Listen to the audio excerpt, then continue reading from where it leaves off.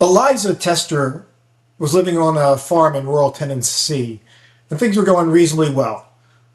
But in 1942, her husband, Millard, suddenly succumbed to cancer, and in the same year, one of her sons, Thomas, died of a heart attack. The next few years would be very tough for the Tester family.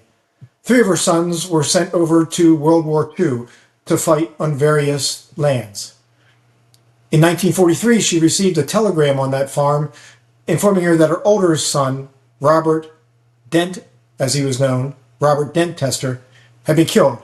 He was on a transport ship off the coast of Tunis, and a few weeks later, his body unfortunately washed up on the shores of Algeria. Dent had moved from Tennessee to Illinois, where he worked as a poultry farmer and did some woodworking. In 1944, Eliza Tester received a telegram from the U.S. Army informing her that her youngest son, James Earl Tester, had been killed. He was a veteran of Utah Beach, survived the landings there, but died a few weeks later as his unit battled the famed Siegfried Line, which extended from Switzerland all the way up to the Netherlands. In 1945, she received a third telegram that her son, Glenn Tester, had been killed in the Italian campaign. Glenn was the only of the three brothers to have been married. He had married his high school sweetheart and had one son, which he only got to see once during his army period. The Tester family lost three of their sons to the war in defense of freedom. Here you see the three brothers laying side by side in one of our overseas military cemeteries. There are 38 pairs of brothers, plus the three Tester brothers, interred here at Henri Chapelle American Cemetery in eastern Belgium. Many of the individuals here were involved in the Battle of the Bulge from September 1944 to March of 1945, a beautiful cemetery located in Belgium. Hello everyone, my name is Richard Sherman. Thank you for having me on today, and thank you for a moment to tell you about my project, Never Home, Remembering the Military Heroes Who Never Returned. I am a former Navy officer and a Gulf War veteran, and I am a full-time professional photographer. In 2018, I embarked on a journey of gratitude to go and visit and photograph all the American overseas World War I and World War II cemeteries. People often ask, how did you come to this project? Why would you do this? And the origin of the project goes back to October 2007. I was headed to a conference in Vancouver and met a cab driver. I like to speak with the cab drivers, have a chat with them on the way to the hotel. This gentleman told me that he was a Ukrainian Army veteran from World War II. And over the course of 20 to 25 minutes, he shared incredible stories from his experience in World War II.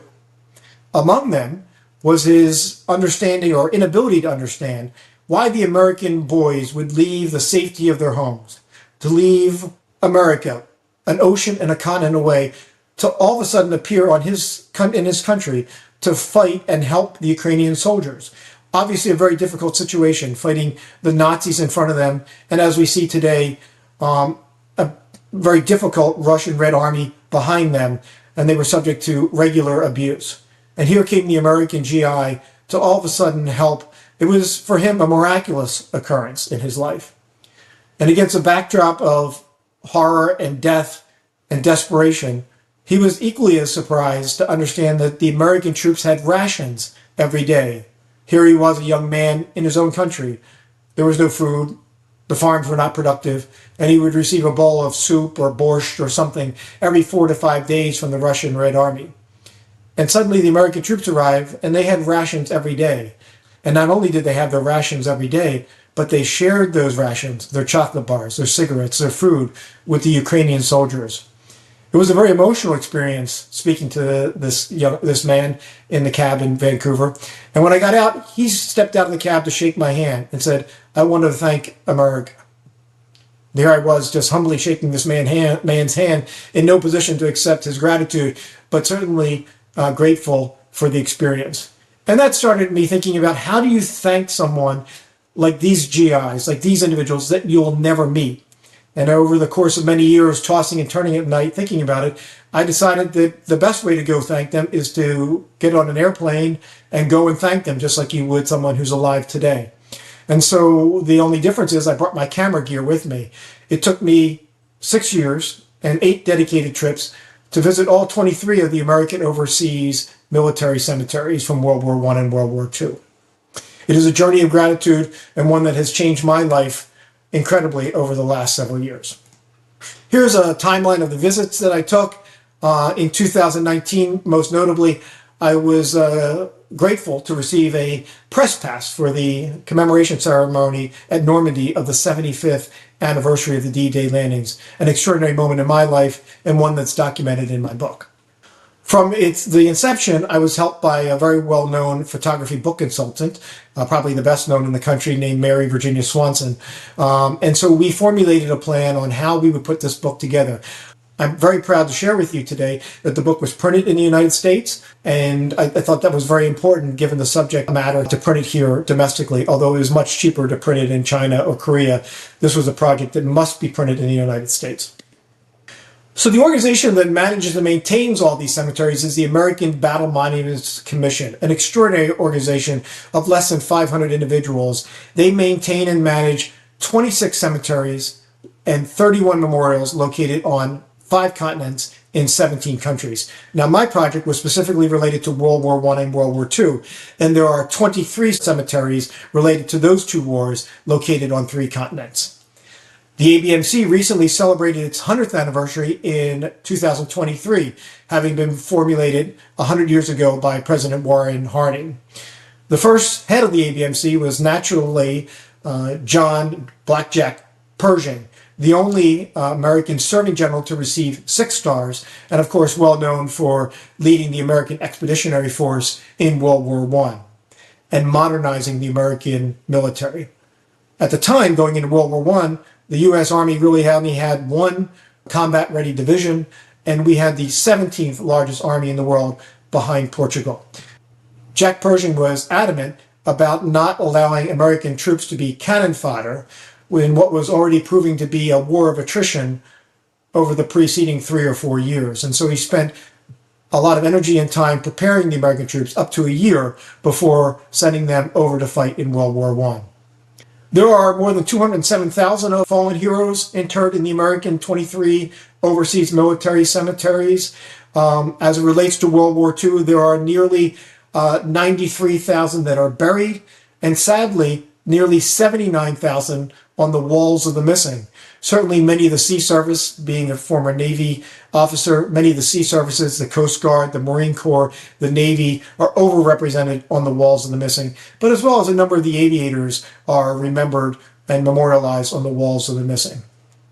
There are Olympians buried overseas, and there are 2 that I remember in my book. Floyd Draper, the short gentleman here, third from the right, was a Olympian, won the gold medal in the 1936 Olympics, a well-known and very successful sprinter. He held the college record for the 200 meter and was a graduate of USC. In 1936, he went in the 4x100 relay with that gentleman on the far left, Jesse Owens, to win the Olympic gold medal in Berlin a few years before the war. Unfortunately, Floyd Draper was killed. He was a pilot of the A-20 Bravo Havoc aircraft in North Africa, and his plane went down during the Battle of Kasserine Pass in Africa, in what was essentially the last major offensive campaign of the Nazis in North Africa. He is interred in North Africa American Cemetery, which you see here, a beautiful cemetery on the shores of the Mediterranean in Tunis, Tunisia.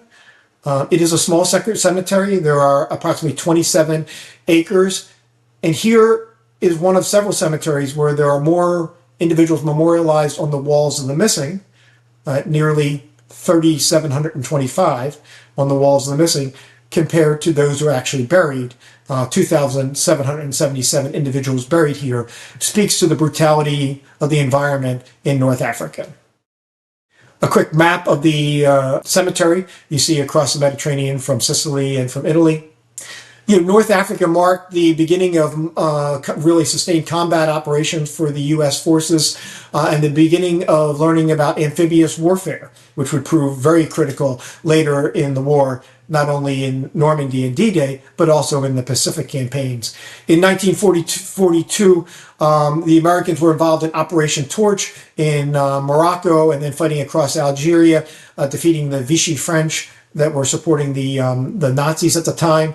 The Allies finally reached Tunis under Eisenhower in May of 1943, certainly a hot and inhospitable place where the British had been, and our allies had been battling the Germans and the Italians for several years, battling back and forth across North Africa. The key, of course, is maintaining control of the Suez Canal so that fuel coming out of the Persian Gulf could be used to support combat operations. Neither side was able to hold ground very long, and it is a story of great loss for our allies and the enemy during that period of time. As I mentioned, the pivotal Battle of Kasserine Pass was the final offensive for the Germans, having been repulsed by the Americans, including General Patton. The enemy was forced into Sicily and back into mainland Italy, and shortly thereafter, the Italians were out of the war. Here we see another gentleman who was involved in Italy, a gentleman named Mac Ross. This is his draft card. He was born in Selma, Alabama in June of 1916. He's one of 9 children born to Sam and Willie Ross. His father worked on a farm in Selma and then eventually moved his family to Dayton, Ohio. In his youth, Mac Ross worked as a paperboy delivering newspapers and then a graduate from Roosevelt High School in 1936. He was very interested in flying throughout his life. Mac studied at the West Virginia State College and started to prepare for his pilot's license, which he ultimately received a pilot's license along with his certificate of graduation, his diploma, in 1939 as a private pilot. Before the war, Ross returned home to Dayton and worked at the Dayton Malleable and Iron Company in the factory there. In July 1941, still passionate about flying, he was accepted as a cadet in the Tuskegee program, that famous program for black aviators. In fact, he was among the first to class up at Tuskegee, first of 6 African-American or black aviators to be commissioned, and he earned his wings at Tuskegee. In August 1942, he was promoted to commanding officer in the 100th Pursuit Squadron and was involved in a number of training flights before deploying overseas. He actually ejected during one training flight and survived. He was married to Lieutenant Abigail Voorhees, an Army nurse, also stationed at the Tuskegee Airfield there in June of 1943. And then in December of that year, deployed overseas. Flew more than 50 combat missions and was promoted to captain and was the commanding officer of the squadron in 1944. He did pass away in a check flight on a P-51 Mustang aircraft in Italy. He is the highest ranking Tuskegee airman interred at Sicily, Rome American Cemetery. There are 17 Tuskegee airmen buried in our overseas cemeteries, including 9 at Sicily, Rome. So for reference, a quick map of where he is. We're across the Mediterranean from Tunis at Sicily, Rome. The American Allies continue to fight, defeating the enemy in Sicily and then turning their forces onto mainland Italy. Now, Italy proved to be quite a challenge for them. Over the course of 24 hours, 36,000 American and Allied troops landed at Anzio, which is just a short distance right here from the cemetery, where they were stuck for nearly 6 months on the beachhead, holding the beach. As you can imagine, the casualties were rather significant. They finally broke out from the beachhead and liberated Rome on June 4th, 1944. That date should be very familiar. It is just 48 hours before the Normandy landings over in France. It is an extraordinarily beautiful cemetery. It's just about 12-minute drive from Anzio, the beachhead at Anzio, and about an hour drive south from Rome if you're ever in Rome for a visit. Nearly 8,000 headstones towering beneath these gorgeous Roman pines. And there's another 3,100 individuals on the walls of the missing, and a daunting 30 sets of brothers memorialized here at Sicily Rome American Cemetery. I mentioned Normandy. Over at Normandy American Cemetery, there's a pair of brothers that are very well known that I include in the book. Quentin Roosevelt was a World War I aviator who was killed over Germany during World War I as a pilot when the life expectancy of Allied aviators was estimated at about 21 days. In World War II, his brother Teddy Roosevelt Jr.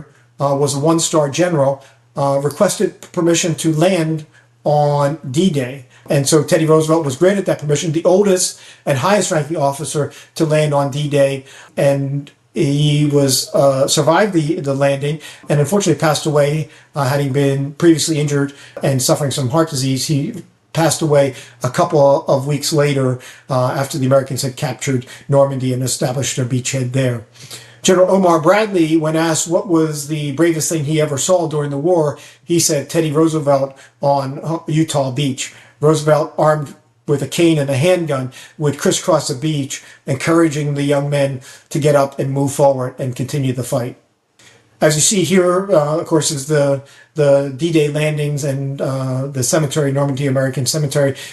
We had learned quite a bit about amphibious landing.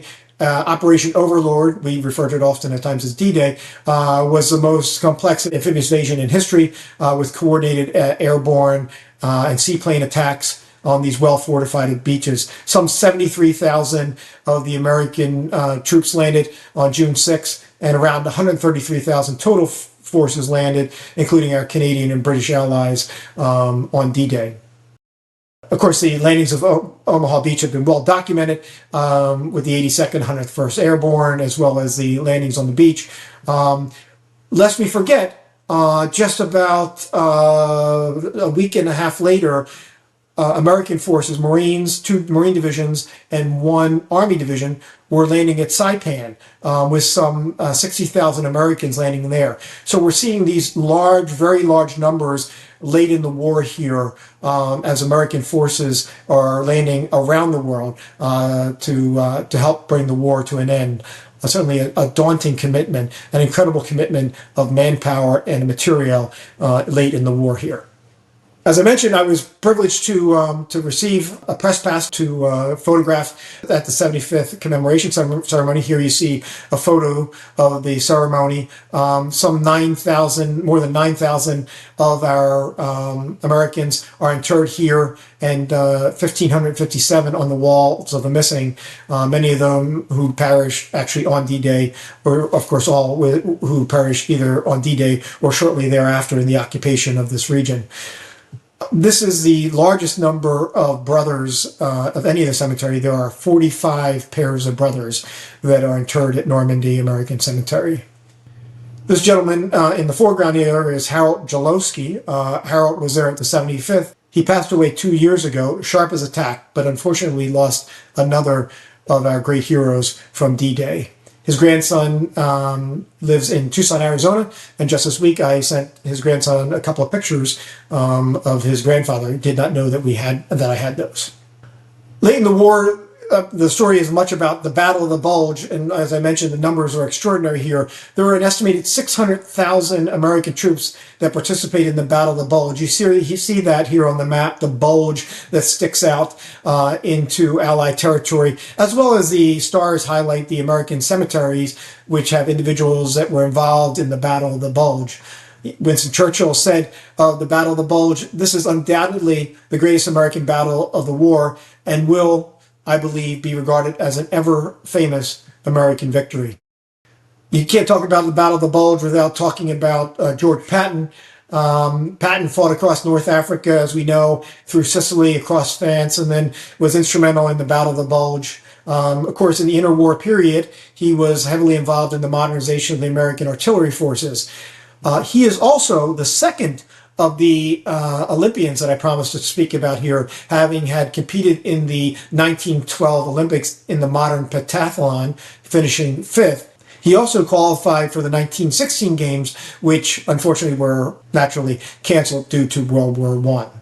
Of course, Patton, let's remember, was injured in World War I and received the Purple Heart. He is buried with his men here. You see a shot of his cemetery at Luxembourg American Cemetery, along with 5,075 other interments. Many of those, of course, involved with his division in the liberation of eastern France. He survived the war, but unfortunately died in an automobile accident while in occupied Germany just before Christmas in 1945, and where he died in the hospital due to those injuries. Lest you wonder what the conditions were like in the Battle of the Bulge, I think these images tell you about the horrific conditions, let alone the combat conditions, but just the day-to-day survival conditions in the Battle of the Bulge.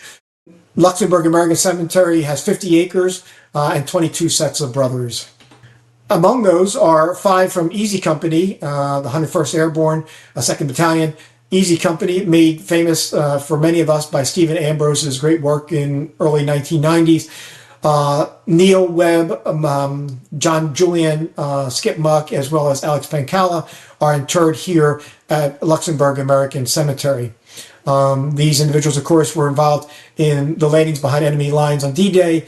They were given the formidable task of defending Bastogne, you see here on the map to the right, against the enemies, having been surrounded, running out of food and ammunition, when their commanding general, General Anthony McAuliffe, was given orders to have his men surrender by the Nazis. McAuliffe's one-word response was nuts. As you see from the map, Bastogne never fell. A very high casualty rate, over 150% casualty rate. So if you were with Easy Company on the day that they landed behind enemy lines on D-Day, you were probably not part of the liberation of Bastogne, or had been in a hospital and then sent back to the liberation of Bastogne and the Battle of the Bulge, if you're part of Easy Company.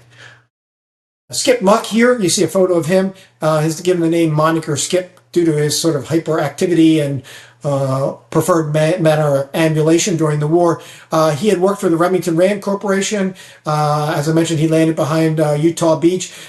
He took cover during the Battle of Bois Jacques, part of the battle here of the Bulge, in a foxhole with Alex Pancala when a shell landed directly on their foxhole. The initial indications was all they were able to find were a hand, but eventually the remains were recovered and they are buried at Luxembourg American Cemetery. Here's Skip Muck's headstone. Muck left behind his mother, his beloved sister, who he was very close with, named Ruth, and his older brother, a shy boy that he helped defend in school, named Elmer. Skip Muck died exactly 3 weeks before his 23rd birthday. Meanwhile, in the rest of the war, while Patton was pushing his Third Army up through the Ardennes, the First Army was fighting in southeast Belgium, and eventually the Bulge was eliminated in January 1945, just shortly after Muck was killed and his colleagues were killed, effectively eliminating the Bulge. So the book, Never Home, Remembering the Military Heroes Who Never Returned, takes us on an emotional journey through these cemeteries, whether it be Normandy or Luxembourg or Tunis, Tunisia, where North Africa American Cemetery is located. The beginning section, the first chapter, includes many positive and affirmative images. So if you're like me, if you visited cemeteries, there's generally feelings that are very positive: honor, pride, glory, valor. So the images are very well lit and rather beautiful in the first section.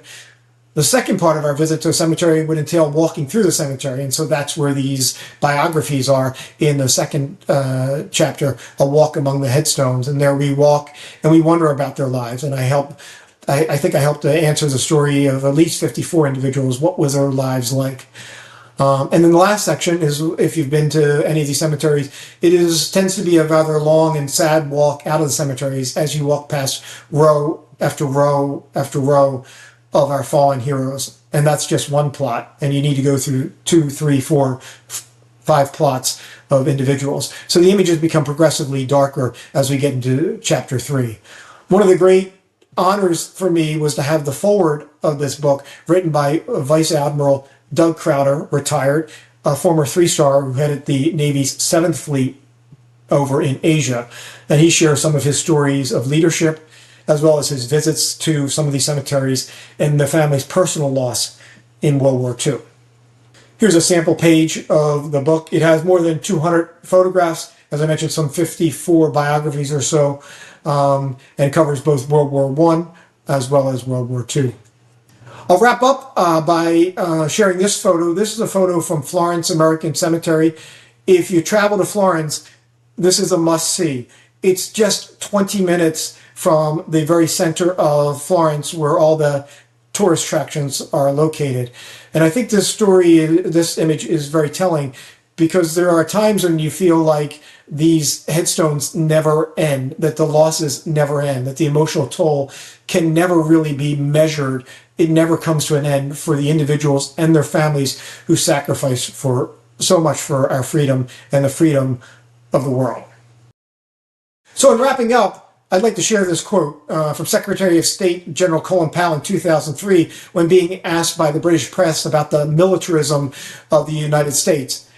Over the years, the United States has sent many of its fine young men and women into great peril to fight for freedom beyond our borders. The only amount of land we have ever asked for in return is enough to bury those that did not return. So with that, I'll take your questions. Well, thanks for a great presentation. I wanted to ask you, how many graveyards did you actually visit? Well, there's 23 of the cemeteries that pertain to World War I and World War II. So I visited all of them and photographed all of them. They're all represented in the book. There are three additional cemeteries managed by the American Battle Monuments Commission that don't pertain to World War I or World War II. One's in Mexico, Panama, and there's a veteran cemetery in Clark that's not, it's just like a VA cemetery. So I went and visited all 23 that pertain to World War I and World War II. Why did you do that? I mean, apart from the fact that you met the Ukrainian veteran, there must have been some much deeper motivation for you to spend that much time and that many resources going around the world, basically. What really underlay this? Well, I mean, it does really tie back to this Ukrainian fellow and how emotional he was. You know, it really was eye-opening for me. And I think coming from a family of those who served in the Navy in World War II and Korea and Vietnam, you know, there's conversations like many of your guests here, or you know, there's conversations around the Thanksgiving table or the holiday table that has a lot to do with, you know, the Navy and the military and you know, the United States. And so there's always that. And then having served, of course, when we serve, we're taught very early on to try to honor those who have gone before us, the great tradition, the great respect that we have for those who did so much previously. So, you know, it's as veterans, I don't think that's really very far from our minds, since it's so much a part of that process of joining the military. And I think many of us who are veterans today are also thinking right now about those who are in harm's way. So, you know, there's that cultural phenomenon that goes on. And then, you know, but the personal experience really ties to Vancouver. You know, I obviously was aware of Normandy and maybe one or two other of the cemeteries, but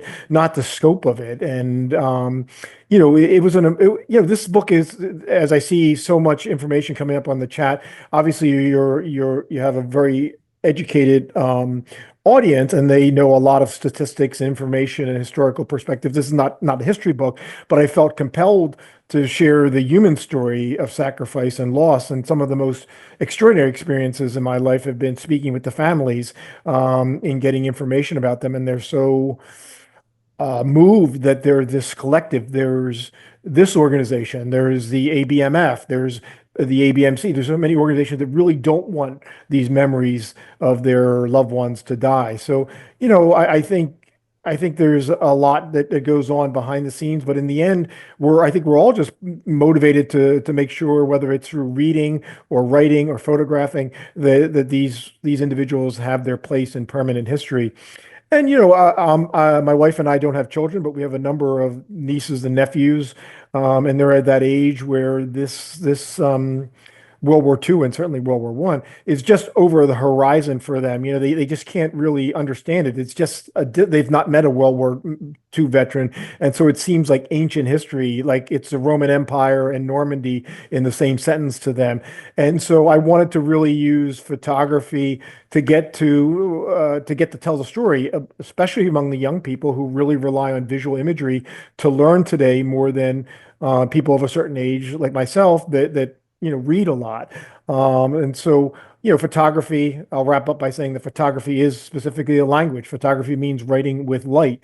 And I think it's a magnificent language that allows us to describe things when we don't have adjectives or nouns or verbs that really identify how we're feeling about things. And for example, that image of Florence really encapsulates many of the feelings and many of the tears that I shed walking out. Is like, yeah, I just can't see an end to this. I look left and right. Walk for 15 minutes getting out of Manila, and I'm still walking past headstones. So I think this is really a humanist endeavor, and I felt really motivated that we remember the individual and familial sacrifices that endure even to this day. Would you agree that you have to leave the United States and go to Europe or to Manila, for example, to really understand the level of sacrifice in World War II? Because World War II did not occur, or rather, the battles did not occur within the United States. Do you agree that you really have to get on a plane to really be moved deeply by that level of sacrifice? Um, Mostly, but not entirely. And I see in the chat, David Anderson was asking if there are chapels. There are a few chapels that are included in the book. I'll answer that question. But I also have thousands, tens of thousands of other images. But there are a couple of the chapels. I didn't do a specific series on chapels. That might be something to include later, or maybe another series. But I would say mostly, to answer your question, Alex. But I think, if you go to the Punch Bowl in Hawaii, you go to Arlington, I think it's better appreciated. I lived across the street from Arlington, worked out at Fort Myers there when I was in the reserves and stationed at the Pentagon, and so I was there a lot. I think the Punch Bowl brings a lot of it into focus, but of course that's in Hawaii. You got to get on a plane to go there. But there is. To answer your question, 90% I would agree with you is that there is nothing like going to these cemeteries and understanding the impact on people's own lands, and how important that was to lose and regain their lives. I would say, yeah, certainly the full weight is experienced by going overseas. Looks like they might have lost you there for a second, but I was just saying that it's much more impactful to go overseas because it is so important, and you'll meet people that lost or families lost and regain their lives walking through that cemetery. So, which was the most moving for you? Which particular place really deeply affected you most? Oh, the not to be glib, but I would say all of them, right? The emotions come to you. I'm an emotional guy, right? The emotions come to you at different times and different moments. Certainly it's indescribable to stand in front of the Normandy. If any of your audience, or perhaps Alex, you were there for the 80th, but to stand there at the 75th anniversary of the D-Day landings in front of these men is an extraordinary personal experience as well as a challenging professional one. One of my favorite photos is a two-page spread of a bunch of the World War II veterans from D-Day lined up, and it's a two-page spread, and it was not a pose picture. It was just kind of an organic shot and trying to focus on that. So I'd say obviously Normandy was hugely impactful. And of course, the first cemetery I went to was the Somme American Cemetery. I know we're at a World War II audience today, but that's a World War One cemetery a couple hours north of Paris.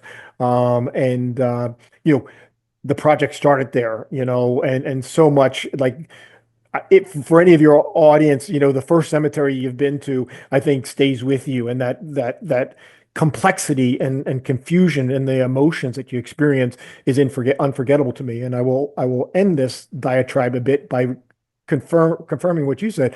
When I was at Somme American Cemetery, the thing that's etched into my mind is I was there over Memorial Day in 2018, and the little town above the cemetery with a little chapel, just a quaint, French village. And then before the cemetery started, all these families started streaming out of the village to come down and dressed in many of the pictures are in the book, but dressed in their Sunday finest in beautiful dresses and suits and in great honor to come down. And that was 100 years previously. But yeah, I think that's one of the indelible images in my mind, and that experience of being there with the French individuals that really came to honor our fallen. So at the end of the process, did you not feel a little bit emotionally numbed by the whole thing? I mean, how did you retain the kind of sense of awe and appropriate sadness of looking at all these dead young Americans? Did you feel a little bit numbed by the whole thing? I would say no. I think COVID was a blessing and a curse at the same time. From a operational perspective, the idea of getting this done in 3 or 4 years was delayed by another 2 years. But I think that respite kind of helped me and helped to re-energize me because I got back to the Netherlands. I hadn't been to Rome down in southern France. I hadn't been to Luxembourg.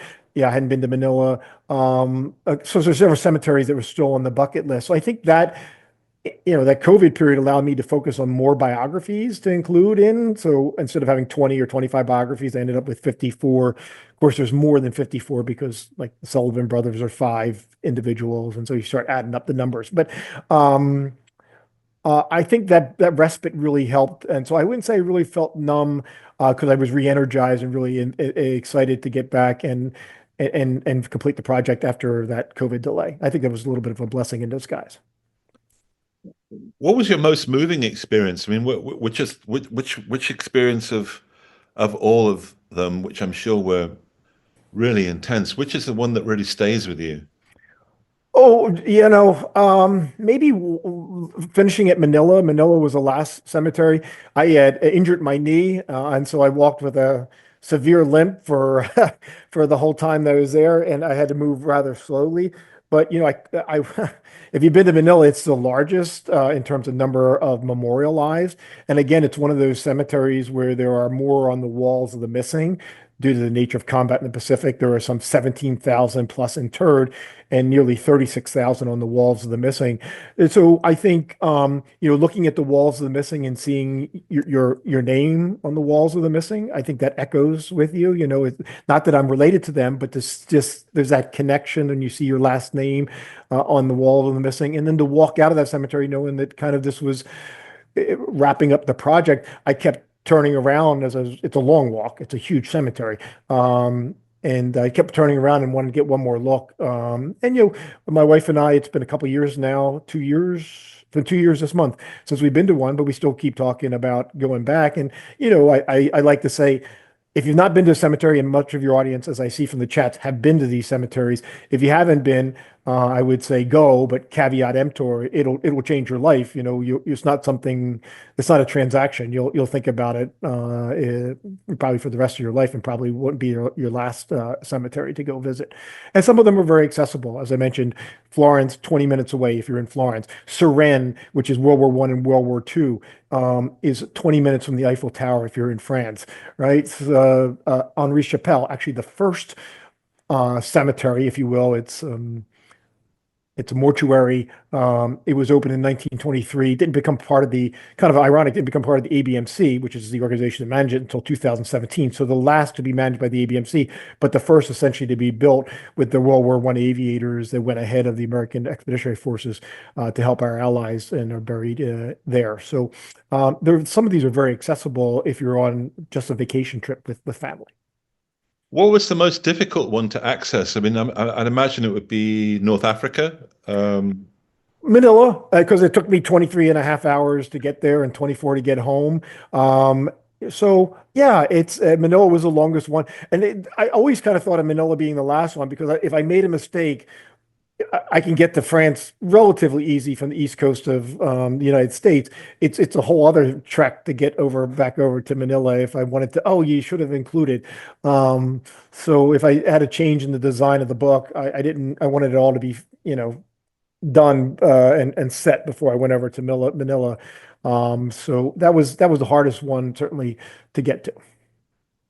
And I think there are 36,285 names of the missing in Manila, which is just an extraordinary number.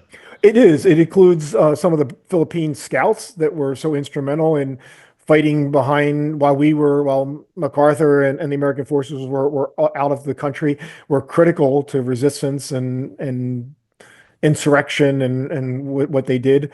But yeah, it's the colonnade with the walls, the missing, where it just goes on, and there's several pictures in there. It's a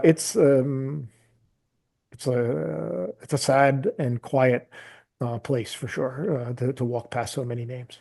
So after this experience, did the experience change your views of number one, your service to the United States, and also the how you look at the United States? Were you able to have a view of your home country and the United States that was enhanced or changed by the fact that you spent so much time abroad looking at the gravestones of Americans who died for others? Well, I would to answer your first question, not really in terms of my personal service. Just grateful that I made that decision as a young man. You make those decisions and go different ways. I was very happy that I made that decision and would make it again over and over. Might have stayed in a bit longer. I enjoyed the experience, but life and personal issues being what they were, I did 4 of active and 3 in the reserve. In terms of the perception of the United States, how to answer that question? I would say generally no. I think travel in general helps you understand, your cultural biases and your perception of yourself, right? When you stand and look across the room back at yourself, I think you feel and see things very different. And I've been to about 50 countries now. I love to travel, and I think I come home. Feeling more unified with the world rather than more separatist. Like, obviously the experience of the cemeteries reinforced the unique time and the unique experience and what America was able to help our allies accomplish. But by no means is, as you know from your writing, by no means is this an American war or an American success, right? If you go to the Menin Gate, and probably many of you are, right, and that's a World War I commemoration. Um, they in Belgium every day they have a ceremony at 8 p.m. at Menin Gate. It looks like the Arc de Triomphe in a broad term. It has an arch in it, and on there are, I believe, 54,000 Commonwealth soldiers that are missing, and that is from World War One, right? So I think I feel less so about, like, I perceive America differently, but I really feel unified with our allies and the rest of the world, and that peace comes through connectivity, not through distancing ourselves from our neighbors. It's changed my life in many ways, but I think it's reinforced that borders change, right? And we spend a lot of time, we lose a lot of men and women moving borders around, and certainly aggression is it has to be repulsed. But there's really this great feeling of connectivity with, particularly with our French and Belgian and British compatriots, and going to, if many of your viewers probably have gone to a German cemetery, very, very different experience. Luxembourg, yeah, American Cemetery. It's maybe by the crow flies a mile between the two cemeteries. And there you'll find 14, 15, 16-year-olds, um, that are in graves with multiple individuals that were only 14 or 15 or 16 years old. So anyway, I think I feel a connectedness, less so about reflecting on America, but a connectedness and the need to be good to each other, regardless of where the borders are drawn. Do you think one of the things that tends to get lost, especially after 80 years, is the understanding that so many of the men that fought there and came home um, really despised war. I mean, they hated it with a vengeance. And if you look at their memoirs, etc., and if you look at the raw emotions they expressed rarely in public after the war, they they thought it was completely obscene. It was hellish.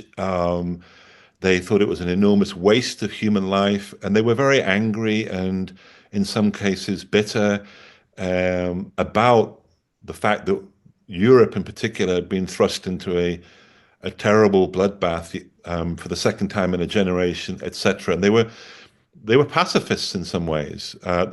Do you think that sense of disgust and outrage and anger among those who fought in that war has been lost?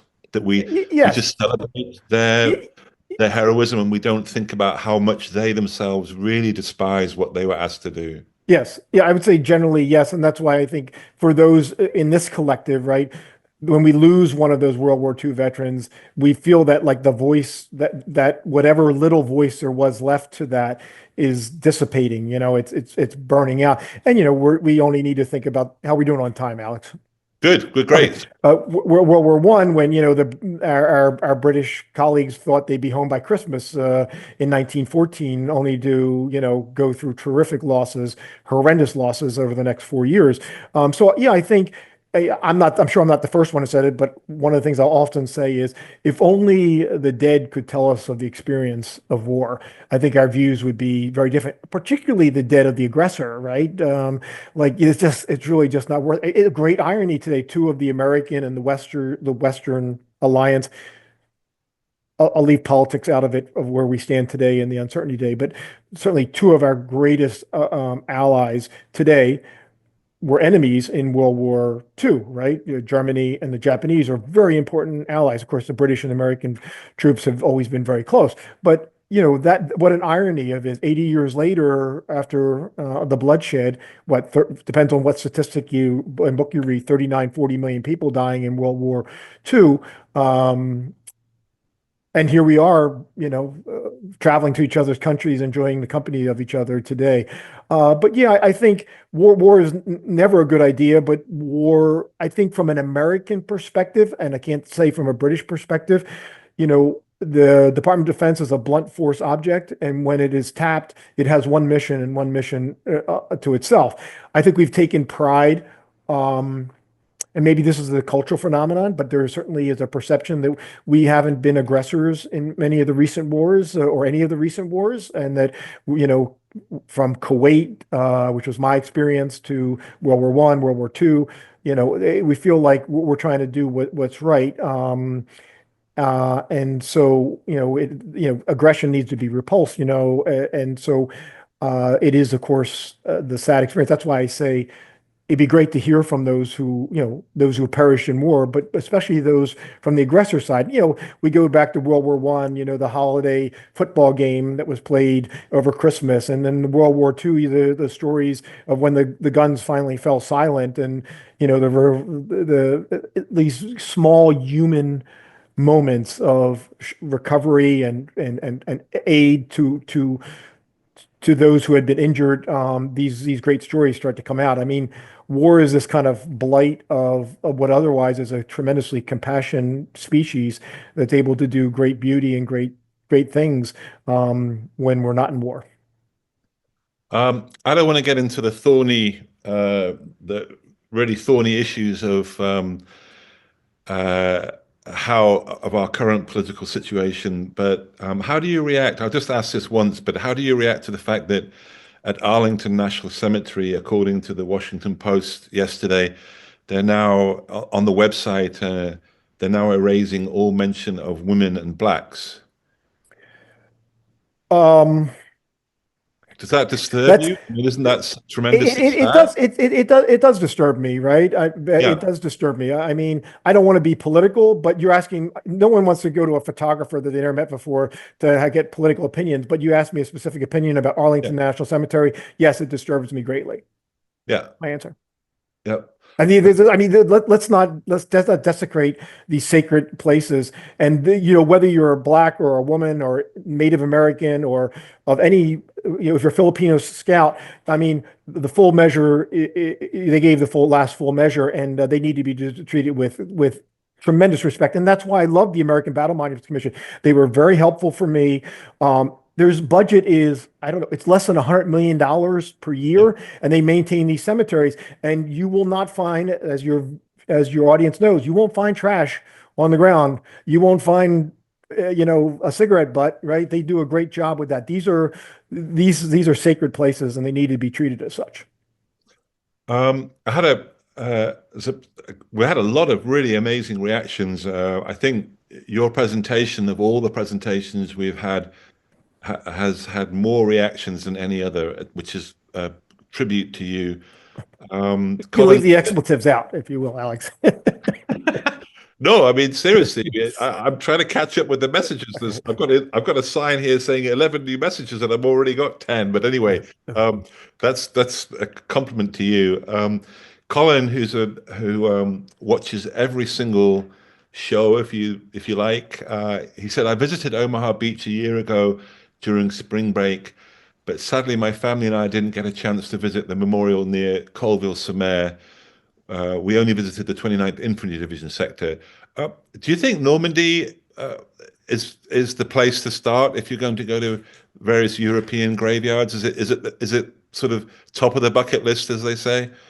Um, Normandy lives in our American imagery, our American perception. That's the pièce de résistance, right? That's the that being said, I think there's a lot of misunderstanding among not your audience here, but other folks about what was really going on around the world at the same time. That's why I like to connect, Rome liberated 48 hours before, Saipan's going on a couple of weeks later, we're fighting around the world here. But Normandy certainly was an extraordinary event. If you can go to Normandy, I'd say go to any of them, right? I mean, if you're in, like I said before, Florence, right? Or if you're in Manila, go to one of them. I don't think you can go wrong. Now, if you're going to make a dedicated trip, Normandy has a tremendous, it's the most visited, has tremendous resources. There's wonderful guides that are there, or you can go on your own and visit it and contact the American Battle Monuments Commission or go to the abmc.gov website. There's a tremendous amount of resources, the pamphlets, some of the highlighted graves you can identify beforehand or go onto their website. But I think certainly as a I don't want to I don't want to lower it by using a sports analogy, so I won't. It's in our collective memory as Americans as the most extraordinary experience of the American military. And so among the Americans, certainly that's an extraordinary place. For me, I was moved also by the World War I experience. I know this is a World War II audience, but that Menin Gate experience, I mean, just daunting to go and see 54,000 names of never recovered individuals. They're gone. I mean, exterminated, and their families never had a chance to lay them to rest.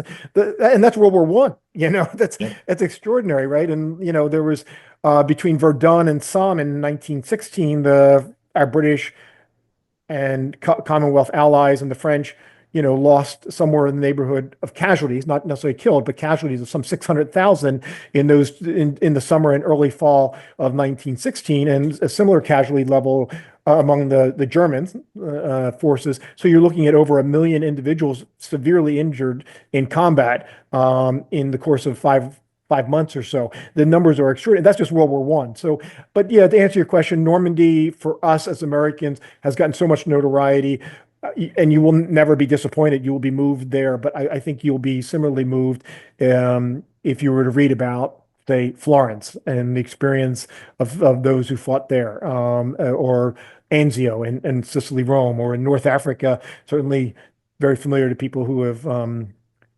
watched the Patton film, which is very famous and of a time in the United States. But yeah, anyway, I'm probably babbling a little bit. I'll turn it back to you, Alex. No, not at all. We have to be mindful of the fact that everyone has to go and make themselves a nice cup of tea before our next guest, which is Greg Jones with a brilliant book. I wanted to say thank you, Richard, for your time, for a beautiful book, and for all the effort and dedication that you've shown in honoring so many veterans around the world. It's a tremendous achievement, and you should feel really proud. We're very, very grateful. Please come to Washington, D.C. We'd love to give you a tour of the memorial. And please also look at all the comments in the chat, because we've had a tremendous reaction to Yeah. your presentation. It's been wonderful. So thank you so much for your time, and we'd love to have you back at some point. Thank you, Alex. My pleasure. Thank you.